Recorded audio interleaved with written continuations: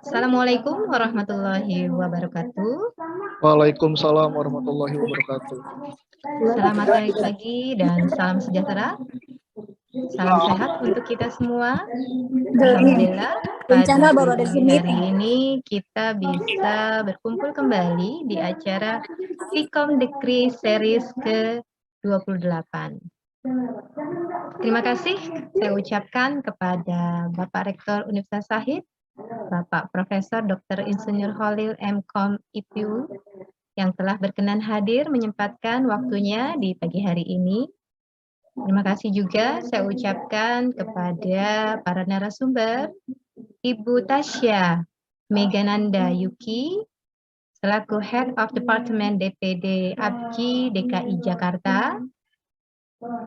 Kemudian Ibu Christina Agustin, API, MM, selaku Deputy of Information Technology Development and Business Incubation, Kemenkop and UKM. Dan kepada Ibu Sri Istiqomah, MM dari Associate Business Coach Hijrah, saya ucapkan terima kasih juga kepada Bapak Ibu pengurus ISKI DKI Jakarta yang telah berkenan hadir di pagi hari ini, kepada Bapak Ibu semua, baik dari Universitas Shahid maupun dari luar kampus Universitas Shahid, dan kepada anak-anakku semua, mahasiswa-mahasiswi Universitas Shahid, baik pun yang di luar Universitas Shahid yang telah berkenan hadir, tak lupa panitia yang hebat, mahasiswaku semua, teamwork yang hebat, sehingga bisa terlaksana acara di pagi hari ini. Alhamdulillah, acara ini telah berlangsung hingga series ke-28. Insya Allah, Sabtu depan akan berjalan series Vkom Dekri yang ke-29. Semoga ilmu, wawasan, pengetahuan yang akan nanti di-sharing oleh para narasumber bermanfaat untuk kita semua. Mohon maaf lahir batin jika ada kekurangan dari acara ini. Selamat menikmati rangkaian-rangkaian acara Vkom Dekris hari ini dan selanjutnya. Wabillahi taufik wal hidayah. Wassalamualaikum warahmatullahi wabarakatuh. Waalaikumsalam warahmatullahi wabarakatuh. Terima kasih Ibu. Kata sambutan selanjutnya akan disampaikan oleh Rektor Universitas Shahid kepada yang terhormat Bapak Prof. Dr. Insinyur Holil M.Com. Kami persilahkan. Baik, terima kasih Saudara Rizky Ali Akbar. Bismillahirrahmanirrahim. Assalamualaikum warahmatullahi wabarakatuh. Selamat pagi, salam sejahtera bagi kita semua. Yang saya hormati para narasumber, Ibu Tasya Megananda Yuki, Ketua DPD APJI DKI Jakarta, kemudian Ibu Christina Agustin, API MM, Asisten Deputi Pengembangan Teknologi Kementerian UKM, kemudian ada Ibu Sri Istiqomah MM, Business Coach Hijrah, ada moderator Ivanasa, mahasiswa komunikasi, kemudian para pimpinan Fakultas Komunikasi, Dekan, Wakil Dekan, Kaprodi, penanggung jawab tadi Ibu Mary, para dosen, mahasiswa, khususnya mahasiswa Vkom, para peserta baik dari kalangan akademisi, kemudian researcher ataupun para praktisi yang mengikuti secara daring. Mari pertama-tama kita panjatkan puji syukur kepada Allah Subhanahu wa taala pada pagi hari ini kita bisa ketemu dalam suasana yang luar biasa di awal tahun. Kita ini masih tanggal 8 ya, jadi masih termasuk awal tahun.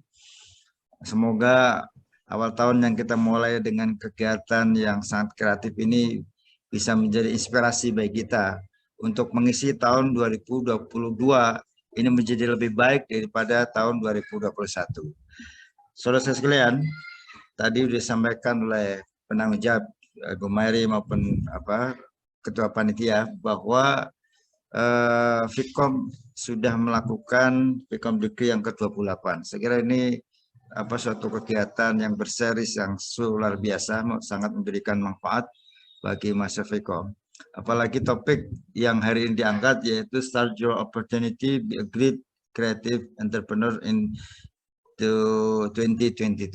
Jadi kita tahu tentu sejak adanya COVID-19 tahun 2020 dan sekarang sudah hampir 2 tahun, ini terjadi perubahan yang luar biasa. Oleh karena itu tahun 2022 ini disebut sebagai the age of uncertainty, tahun yang penuh dengan ketidakpastian. Satu-satunya yang paling mungkin dan harus kita siapkan adalah kita harus menyiapkan diri secara lebih dini untuk menyambut tahun yang penuh dengan ketidakpastian itu. Di antaranya yaitu dengan mempersiapkan sebagai seorang entrepreneur. Karena berdasarkan pengalaman 2020 sampai 2021 banyak sekali perusahaan-perusahaan yang stop, tetapi pada saat yang sama juga banyak perusahaan-perusahaan atau peluang-peluang untuk usaha yang mungkin bisa berkembang. Hari ini nanti kita akan mendapatkan pencerahan dari para narasumber yang hebat-hebat untuk memilih dan mengidentifikasi peluang bisnis apa yang paling mungkin sesuai dengan kondisi objektif kita dan potensi kita. Oleh karena itu saya sampaikan terima kasih kepada para narasumber yang bersedia untuk berbagi pada Mas Said. Mudah-mudahan semua mahasiswa dan kita semua dapat mengambil manfaat dari kegiatan yang luar biasa pada awal tahun 2022 ini. Atas nama Rektor menyampaikan terima kasih kepada seluruh panitia dan pimpinan Fakultas Komunikasi yang secara kontinu dan konsisten menyelenggarakan kegiatan-kegiatan yang sangat bermanfaat bagi mahasiswa. Apalagi sekarang dengan kebijakan MBKM ini mungkin setelah mahasiswa mendapatkan pencerahan dari para narasumber bisa membuka suatu kegiatan dan itu bisa masuk dari salah satu dari 8 aktivitas MBKM, yaitu Merdeka Belajar dan Kampus Merdeka. Sehingga mahasiswa punya keuntungan bisa mengembangkan bisnis, tetapi dari segi akademik tidak dirugikan. Sekali lagi terima kasih, mudah-mudahan acara ini bisa berjalan dengan baik dan kita bisa mengambil manfaat dari acara ini. Bila taufiq hidayah, assalamualaikum warahmatullahi wabarakatuh. Waalaikumsalam warahmatullahi wabarakatuh. Baik, terima kasih Ali atas pembukaan acaranya. Assalamualaikum warahmatullahi wabarakatuh. Selamat pagi, salam sejahtera semuanya. Perkenalkan, nama saya Iva Nasya. Dan dalam pagi yang baik ini, saya akan memandu sesi presentasi sampai tanya jawab dalam acara webinar kita, Start Your Opportunity, Be a Great Entrepreneur 2022. Memasuki sesi presentasi yang pertama, sebelumnya kami akan menampilkan CV pemateri kita yang pertama, Ibu Tasya Megananda Yuki, selaku Ketua DPD APJI DKI Jakarta.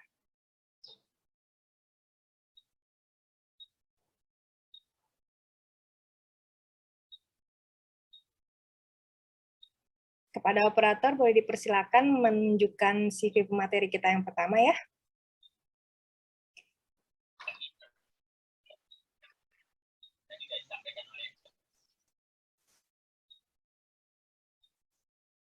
Baik.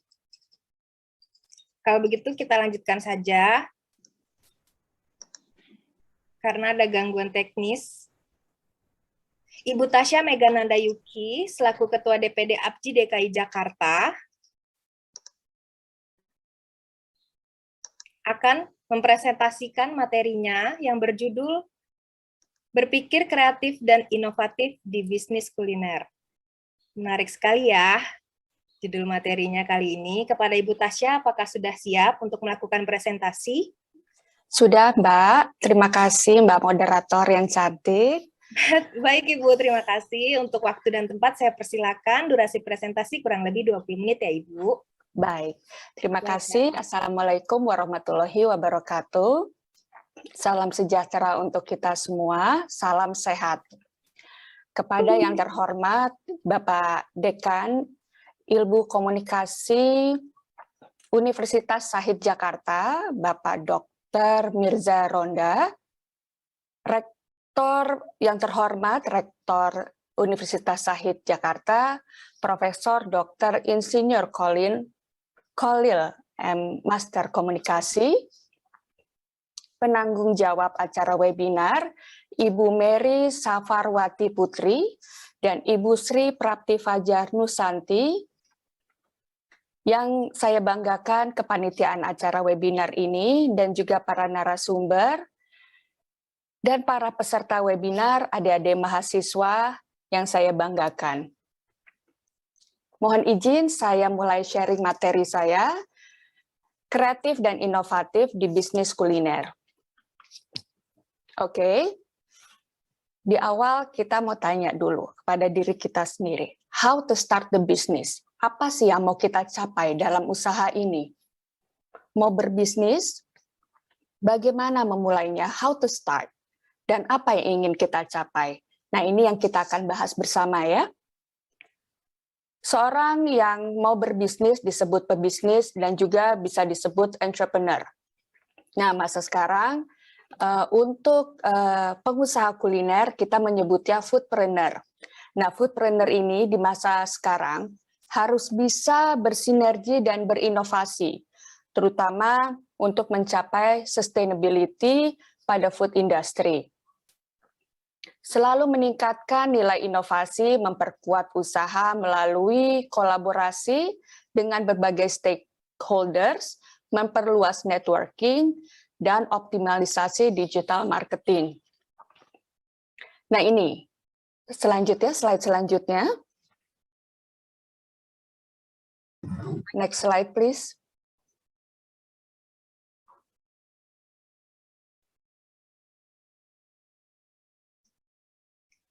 Oke, kita lanjut saja ya. Ada 3 poin yang harus diperhatikan saat memulai bisnis. Terutama saya membahas mengenai usaha kuliner ya. Jadi 1, brand awareness. Jadi ada 3 poin, saya akan bahas satu-satu. Ada brand awareness, target market, dan diferensiasi. Ya, selanjutnya ke bawah lagi. Ya, terima kasih. Brand awareness. Mohon maaf, di atasnya. Ya. Brand awareness. Kita harus punya konsep dan karakter sendiri yang mampu membuat usaha kita bisa stand out di halayak ramai. Dengan begitu kita mudah memetakan apa tujuan penjualan kita. Jadi untuk saya memulai bisnis kuliner itu di tahun 2005 dan memperkuat brand saya, Beranda Kitchen, di tahun 2013. Di situ saya tahu apa yang saya mau angkat, yaitu masakan Melayu Medan. Saat itu masakan Melayu Medan di Jakarta itu tidak banyak, hanya di rumah makan biasa. Nah, saya buat konsep bahwa membawa makanan tradisional Indonesia, yaitu Melayu Medan, tidak harus dengan konsep restoran yang kuno, tapi saya buat konsep restoran yang lebih modern. Waktu itu ambience-nya saya mengangkat ambience white rustic, tapi dengan konsep yang rumah teras. Makanya saya bilang Beranda Kitchen. Saat itu saya tahu saya tidak mau head to head dengan restoran-restoran lain yang menjual makanan-makanan, menu-menu western, menu-menu nasional yang luas. Jadi saya waktu itu saya udah langsung tahu saya mau jualan makanan Melayu Medan. Itu yang membuat saya beda dibandingkan yang lain. Lalu juga dengan berjalannya waktu, di tahun kedua berjalannya restoran saya melihat bahwa tren saat itu couples muda atau calon-calon mempelai, mereka banyak mencari tempat-tempat pernikahan yang tidak terlalu besar dan yang tidak mengeluarkan banyak biaya. Maka dari itu saya tahu brand awareness saya adalah 1, makanan Melayu Medan, otentik Melayu Medan dengan konsep modern. Kedua adalah venue yang bisa saya buat event-event. Nah, itu brand awareness. Nah, poin kedua adalah target market. Know your segment. Sebelum memulai itu ya, memulai bisnis, you know how to target your market, know your segment, dan know your target market. Dengan memahami target market kita, sebagai pemilik usaha bisa memilih strategi usaha yang cocok dengan target usaha kita. Di awal pasti sudah dipelajari juga di kelas-kelas bahwa kita harus tahu target market dan segmen kita yang kita arah tuh kemana. Satu, usia, gender, dan gender. Juga biasanya kadang-kadang suka kelas, ya, kelas ekonomi. Nah, itu tuh kita tahu kemana arahnya. Nah, dari usia saya waktu itu berpikiran target saya dari usia 30 sampai 45 atau sampai 50 tahun. Seharusnya sih kalau misalnya usia bisa sebesar-besarnya ya, bisa sebanyak-banyaknya gitu. Tapi ternyata dengan berjalannya waktu yang tadinya saya pikir hanya untuk usia yang batas usia yang 30 sampai 50, ternyata sekarang banyak juga yang datang ke restoran saya itu yang usianya sampai 80 tahun. Mereka ini mencari tempat untuk bisa reuni bersama teman-temannya yang juga bisa nyanyi-nyanyi dan dansa-dansa. Nah, juga balik lagi mereka mencari tetap yang makanan rumah, yaitu makanan Melayu Medan itu. Nah, jadi so you have to know sebelumnya target market kita tuh apa sih sebelum kita memulai berusaha. Nah, selanjutnya poin ketiga adalah diferensiasi. Apa yang membuat produk kita stand out dibandingkan kompetitor lainnya. Tapi diferensiasi bukan hanya soal produk ya. Jadi yang berbeda bukan hanya produknya, tapi bagaimana customer experience yang didapat. Jadi selain produknya, yang diferensiasi produk, lalu customer experience, dan juga services. Jadi itu yang harus membedakan kita dari kompetitor kita. Sudah pastinya di masa sekarang ini sudah banyak restoran dan yang penjual kuliner, tapi apa yang membuat kita beda dan stand out dibandingkan yang lain itu yang harus kita ingat. Jadi, sekali lagi, seberapa bagus marketing kamu jika kamu tidak punya strong brand character atau strong brand identity, tujuannya akan tidak jelas. Makanya harus ditentukan dari awal identity brand kamu itu apa. Selain itu, mengenali usaha dan brand kita sendiri, kita dapat meminimais risiko dan membuat long-term vision plan dan mengatur anggaran yang sesuai. Jadi, memang kita harus mengerti sekali, kita harus percaya diri dengan brand yang kita miliki. Terima kasih. Next slide. How to survive and sustain in food industry. Ada innovation, collaboration, dan promotion. Baik. Innovation atau membaca tren. Di awal pandemi 2020, banyak hambatan pastinya yang dialami oleh pengusaha, khususnya pengusaha F&B. Karena di saat ini orang tidak boleh berkerumun dan tidak boleh dine-in. Nah, bagaimana kita menyiasati supaya makanan kita bisa diterima dan hadir di rumah-rumah para customer kita? Jadi kita harus terus berinovasi bagaimana agar yang di rumah bisa tahu produk kita.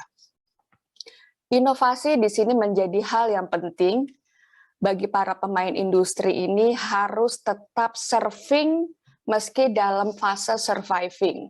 Nah, disinilah kita pengusaha harus memutar otak, berpikir kreatif, dan hadirkan inovasi. Mulai dari membuat menu-menu yang sudah ada dan dibuat frozen. Nah, ini kan di awal-awal tahun 2020 itu semuanya buat menu frozen. Nah, tapi juga harus diperhatikan bagaimana food safety-nya. Nanti kita akan bahas mengenai food safety, ya. menu-menu frozen, lalu menciptakan promo-promo package untuk hampers, lalu untuk paket-paket yang bisa kita berikan delivery service. Juga innovation membaca tren yang sesuai dengan usaha kita. Dan dilihat juga target market yang misalnya sekarang yang lagi tren healthy lifestyle. Healthy lifestyle sekarang banyak ada di restoran-restoran atau pengusaha-pengusaha kuliner yang memasukkan beberapa menu vegan atau yang low calories. Ini menarik untuk para pengusaha-pengusaha atau calon pengusaha kuliner. Ini akan saya lihat tren ke depannya akan terus berkembang nih untuk vegan dan healthy lifestyle. Oke, next collaboration. Di sini ada 2 poin, yaitu networking dan partnership. Untuk networking bisa masuk ke komunitas dan asosiasi sesama pengusaha kuliner. Dengan demikian bertemu dengan banyak pengusaha yang otomatis dapat memperluas jaringan atau networking. Tentu ini sangat membantu dalam perkembangan bisnis kita. Contoh, misalnya saya di Asosiasi Pengusaha Jasa Boga Indonesia atau bisa disingkat APJI, Asosiasi Pengusaha Jasa Boga Indonesia. Ini dari wadah untuk para pengusaha kuliner. Nanti akan saya jelaskan lagi di slide-slide selanjutnya. Poin kedua dari kolaborasi adalah partnership. Sesama pengusaha kuliner ini pasti sangat memungkinkan untuk berkolaborasi dan bekerja sama. Seperti contohnya waktu saat pandemi, di awal pandemi 2020, anggota kami ada Nomi-Nomi, pasti tahu Nomi-Nomi, restoran Jepang lokal, ada beberapa cabang. Mereka ini saat pandemi di awal harus tutup karena PPKM. Nah, karena adanya kolaborasi dan networking di APJI, ada suara yang masuk ya? Ada peserta dimohon menggunakan mikrofon ya selama presentasi webinar. Terima kasih. Baik, terima kasih. Pada contohnya saya sudah izin juga kepada kedua owner dari Nomi-Nomi dan Ardena.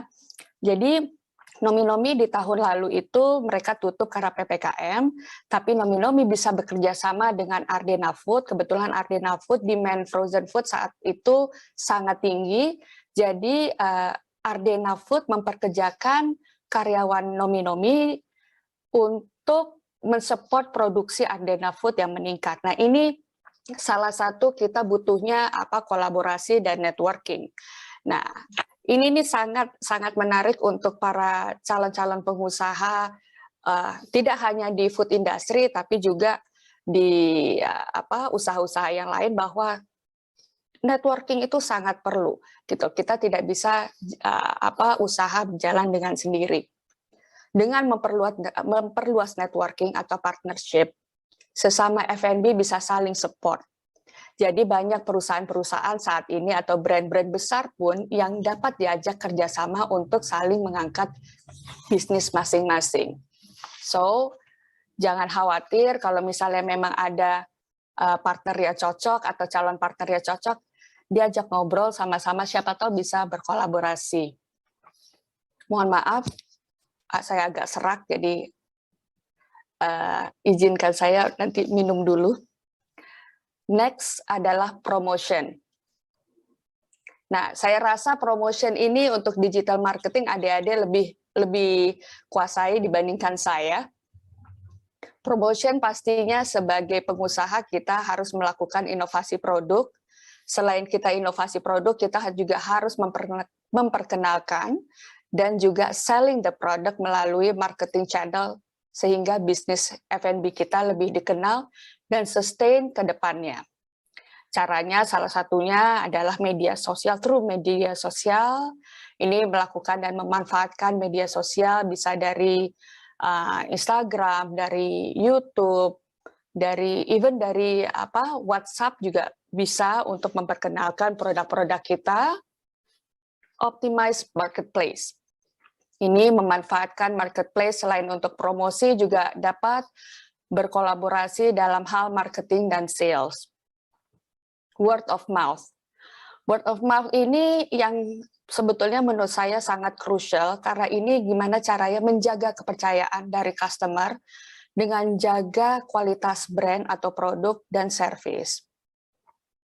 Harus dibangun dan dijaga reputasi positif di mata konsumen. Pastinya semua ditetapkan dengan standar operasi yang ketat. Jadi harus tetap dijaga.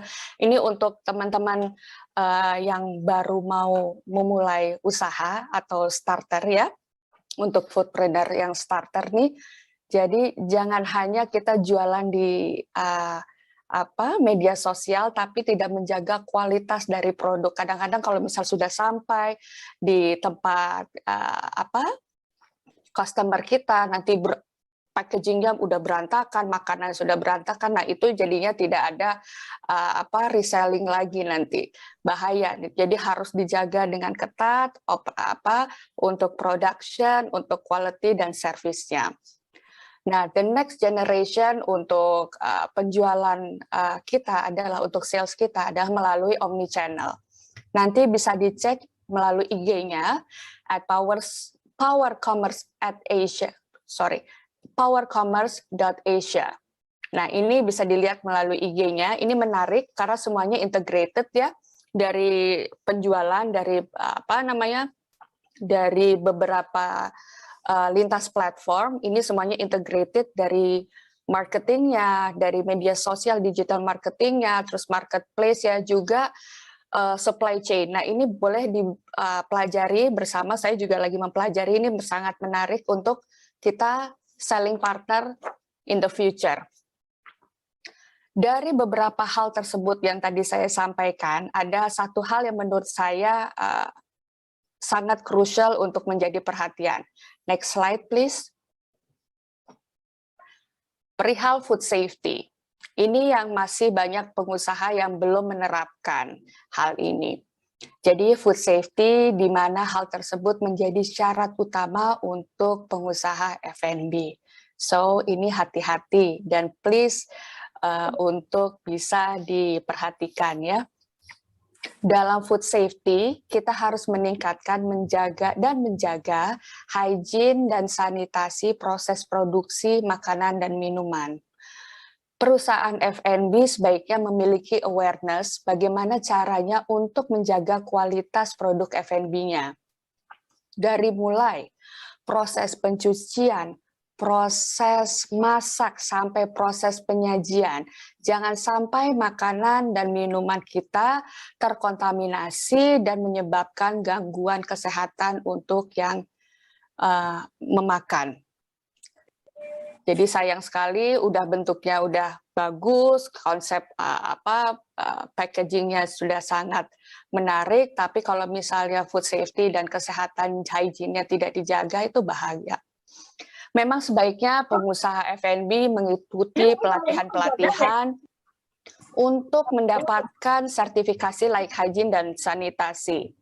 Sudah menjadi mandatori yang dikeluarkan oleh Kementerian Kesehatan dan alhamdulillah ABJI menjadi salah satu asosiasi yang mengadakan pelatihan dan konseling tentang layak hygiene dan sanitasi ini.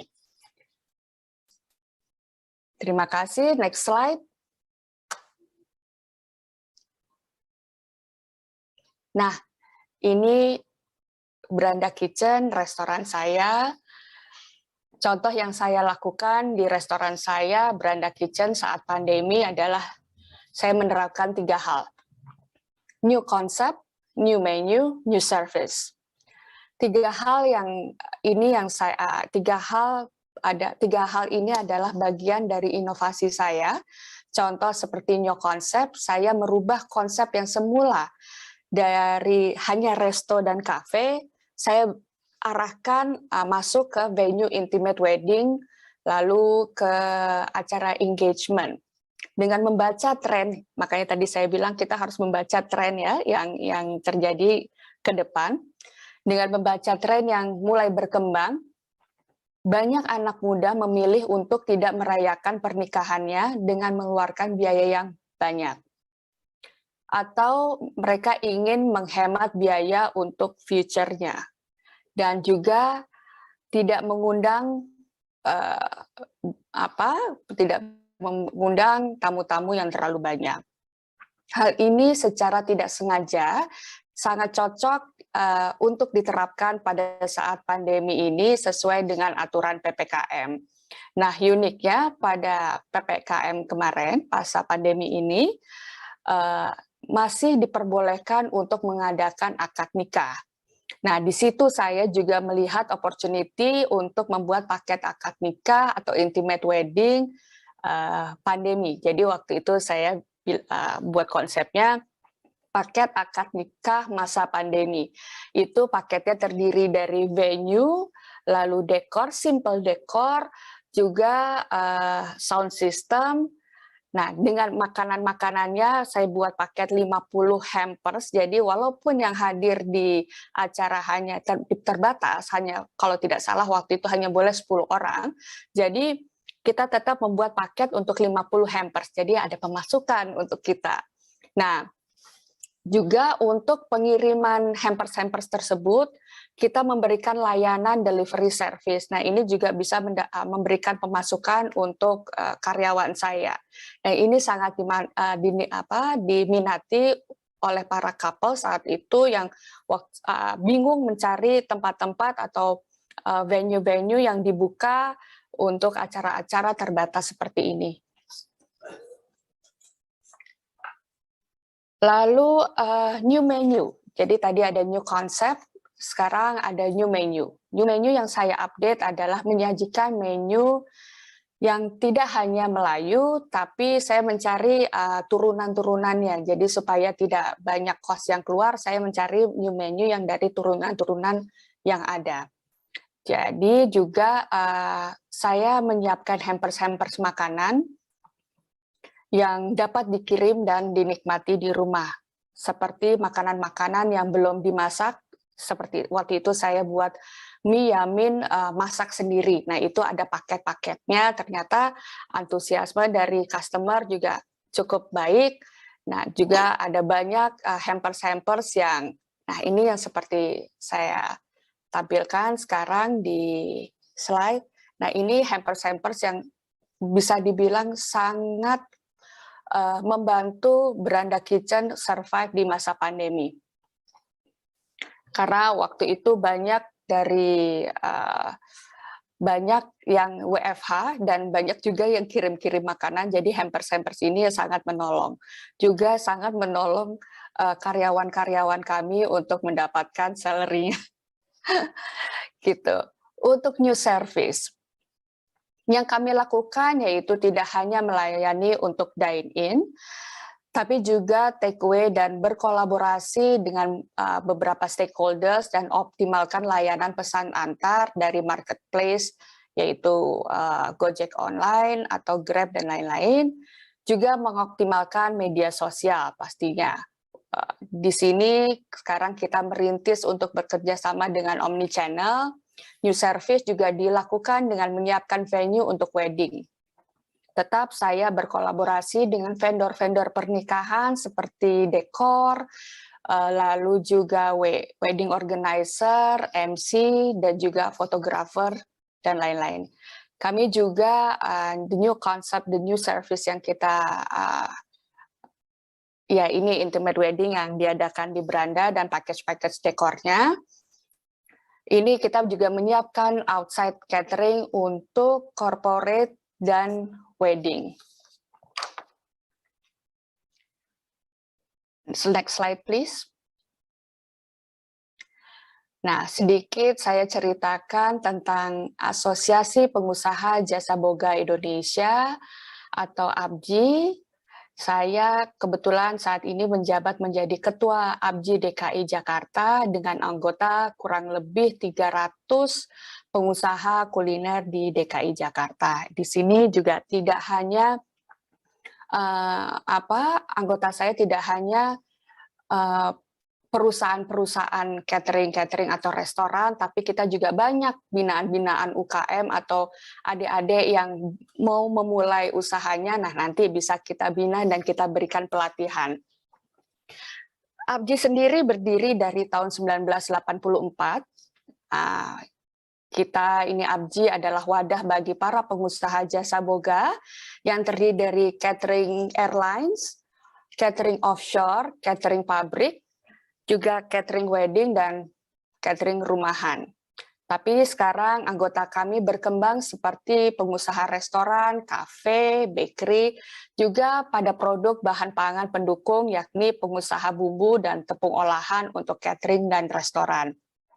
Jadi saya bilang Abji ini wadah untuk foodpreneur as a whole, untuk keseluruhan. Abji sendiri hadir di tengah pebisnis makanan dan minuman bukan hanya untuk mengedukasi, tapi juga menciptakan support system sehingga semua pebisnis makanan minuman dapat bebas berkreasi. So, yang tertarik masuk Abji,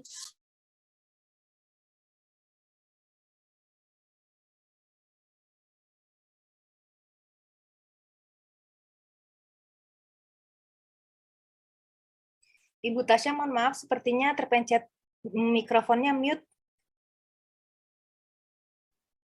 baik. Dari mana tadi? Mute. Syarat masuk Abji. Oh, syarat masuk untuk Abji, silahkan masuk ke Abji. Nanti saya akan post di sini untuk bisa masuk Abji, persyaratannya apa aja. Tapi kalau basically tidak ada syarat yang berlebihan, hanya harus memiliki usaha kuliner aja gitu loh. Nanti kita ada pembagian dari keanggotaan, yaitu anggota kami yang terdiri dari yang punya perusahaan dan yang belum punya perusahaan. Nanti yang tujuan kita adalah menginginkan UKM F&B ini naik kelas. So, penutup dari saya adalah collaboration is better than competition. Kolaborasi lebih baik daripada berkompetisi. Ini adalah salah satu kunci sukses berbisnis. Terima kasih. Wabillahi taufik wa hidayah. Wassalamualaikum warahmatullahi wabarakatuh.